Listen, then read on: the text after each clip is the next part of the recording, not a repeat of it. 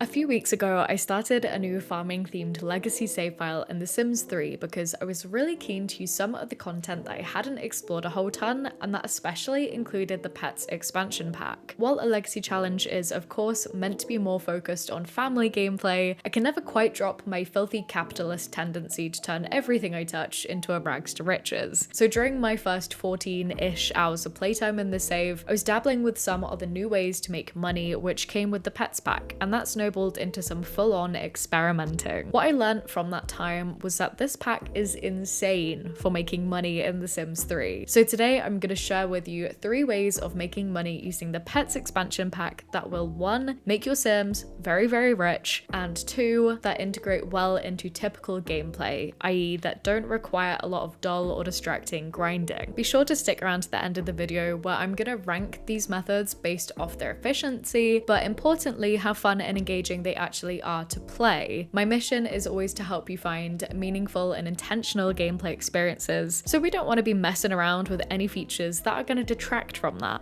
The first way that you can use the Pets expansion pack to get rich in The Sims 3 is through having a dog hunt for collectibles. If you create a dog in CAS like I did, this method essentially has 0 startup cost, but it will take a little bit of time to get working as dogs can't hunt by themselves off the bat. They first have to be taught to hunt by their owner. However, at just level 1, dogs can then sniff out collectibles by themselves. While they may find some valuable stuff like gems, metals, or space rocks, for a while my little dog Horace found a lot of worthless stuff like snake skins and empty crisp packets. But after they get a few levels into the skill, dogs are actually super overpowered in my opinion in terms of how rich they can really make your Sims. Way before reaching the top of the hunting skill, my little test subject had collected Tiberium and a bunch of other expensive metals like compendium, supernovium, and woohooium. Again, because I'm playing a new legacy challenge in this save, I didn't want to obliterate all sense of challenge straight away, so I've kept a hold of the Tiberium for now and took my time with smelting the metals as I was playing. But when I did smelt and consign all of them, they sold for around about 80,000 simoleons, which is pretty crazy. And again, a fully grown cut Tiberium can also sell for around 40,000 simoleons. So in total, that's well over 100k earned from just having a dog go hunting. For me, it took around about 6 hours of playing to master the hunting skill, and I probably could have done it quicker if I focused a little bit more time on it. If you're going to try this out for yourself, there are a few things you can do to make this method of making money even more effective. First, again, during my 6 hours of playtime, I was more or less entirely using the sniff out collectibles option unlocked at level 1, which gives you a random gem, metal, space rock, or one part of a collectible that can be assembled and sold for around about 1,000 simoleons. However, at level 7, you can have your dog locate a collectible instead, with options for each of the different collectible types. This basically acts like the collection helper lifetime reward, with the downside being that the dog then has to literally run to the dig spot where the collectible is hidden, which can be really far away depending on where you are in the world and even what world you're playing in full stop. I don't know whether this is a little bit easier for large dogs, but as Horace has tiny little corgi legs, this took him forever to do, so you may want to test out this locate a collectible option, but probably only if you have consistent spawn points near your home lot. And also, at level 6 of the hunting skill, a human sim can instruct a dog to hunt for specific items, whether that be gems, metals, etc. And this basically acts like the typical sniff out a collectible option. Having your human and dog sims working together more using this option to specifically look for gems and metals will likely boost your earnings, but maybe avoid it if, like me, you prefer to have an element of surprise in your gameplay and to take your time just a little bit while trying to get super mega rich.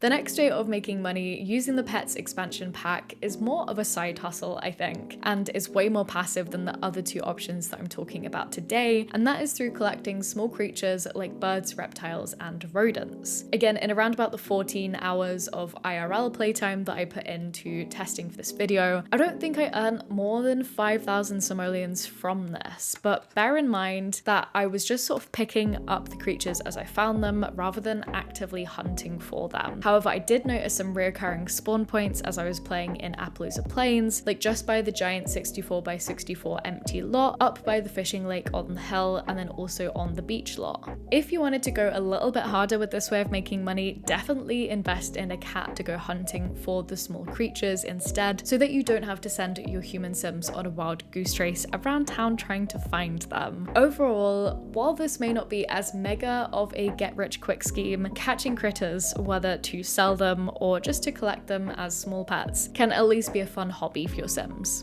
Now, recently I discovered my little bag of DS game cartridges, and I was shocked to remember that 8-year-old me had racked up like 4 or 5 different horse-related games. So this final way of earning a ton of money in The Sims 3 really felt like I was nourishing that part of my younger self, as lame as that sounds. There are a couple of ways to make money with horses in The Sims 3, and these are through competitions, through breeding adult horses, and through selling foals. Starting with the former then, as I didn't start by making a horse in CAS, I had to purchase one. So I got a male horse called Mosey and got straight to training. My sim was also starting without any riding skills, but after about 6 hours-ish of gameplay, she had hit level 8, I believe. My tip with this way of making money is to send your horses to train by themselves as much as possible. There's a great park set up for racing and jumping training in Appaloosa Plains, but if you're living in another world, I'd recommend checking to see if that training lot is already saved in the bin in edit town mode, or otherwise loading a different save in Appaloosa Plains and saving it to the bin manually to then add to any town or save you're playing in. Be warned that horses will get a fatigue to bootlet after training for a while and will need to take breaks. And also bear in mind that competitions happen on every day of the week apart from Sunday. I had initially tried to enter my first competition on a Sunday only to be disappointed and had to wait until 5 p.m. the next day. With that said though, if you get your sims to the equestrian centre for before around about 5 and 6 p.m, then you can usually enter 2 competitions per day if you're quick with it. I started entering competitions in my legacy save file when my horse and human sims had fairly modest skills all around, at probably around about level 3 or 4 of the riding and then the jumping and racing skills. The results from the 5 days of racing, entering 2 competitions each day, were as follows. On day 1, I started by absolutely crushing a beginner's racing competition, coming first and earning 6,000 simoleons. I then immediately entered an advanced racing competition and came 4th, which I was kind of surprised at, again, given the aforementioned skill levels, and from that I earned 350 simoleons. I entered the same competitions the next day and came in the exact same positions, so earned the same amount.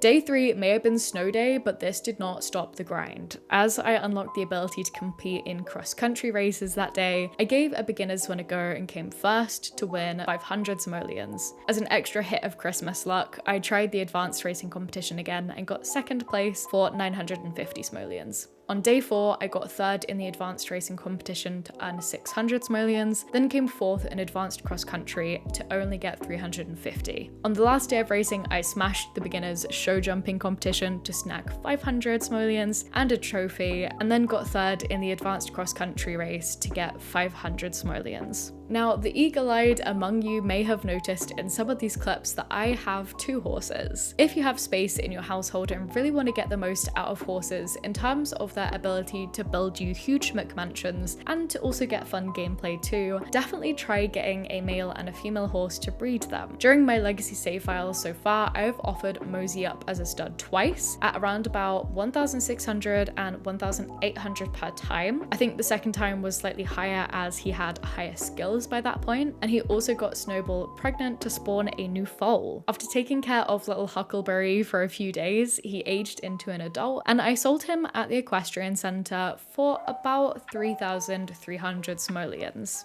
Again, I've got a couple of quick pointers if you're going to implement this in your own game. Firstly, female horses can't practice jumping while they're pregnant, so it may be more efficient to keep males for competitions. However, it's definitely worth having both your male and female horses get their skills up as high as possible if you're breeding them, because when their foals age up, they will have a lot more skill points off the bat, and you'll be able to sell them for more a bit quicker than I was able to. So then after about 10 in-game days and 6 hours of real life life of messing around with horses. I earned around about 12,000 simoleons, but spent about 3,000 on buying Mosey and Snowball, so about 9,000 all in all, which really isn't that bad. So on to my ranking then. Remember, this is based on what I think you'll have the most fun playing with, while also earning your Sims a good chunk of change along the way. In third place has to be using small creatures to make money. I think this is much more of a side hustle, as you really aren't going to make a lot from it, but again, it would be a fun hobby for your animal loving Sims.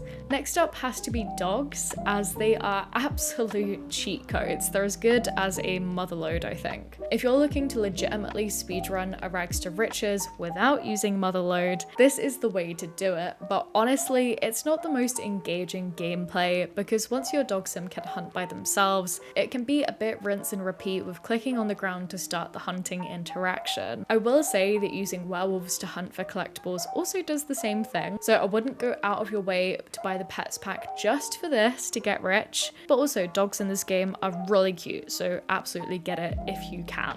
Horses have to come in first place then, because wow, I had a lot of fun here. Before recording for this video, I'd only played with the competition side of horses in The Sims 3 up until then, but I'll definitely be experimenting more with the breeding and raising side going forward. I think this is definitely the best way of making money using The Sims 3 Pets Pack, because it came with the best gameplay overall. Unlike the other two ways, it feels like much more of a well-rounded lifestyle for your Sims to live out, and it has the most fulfilling gameplay for sure. Although it may not make you the most money up front, it feels the most well earned, I think. Now, I mentioned earlier that a lot of footage for this video came from my new farming themed legacy save. If you fancy sticking around, check out the video on the screen here to find out how I set up this new household intentionally to blend gameplay and storytelling. But otherwise, I hope you enjoyed this video, and I'll see you again soon.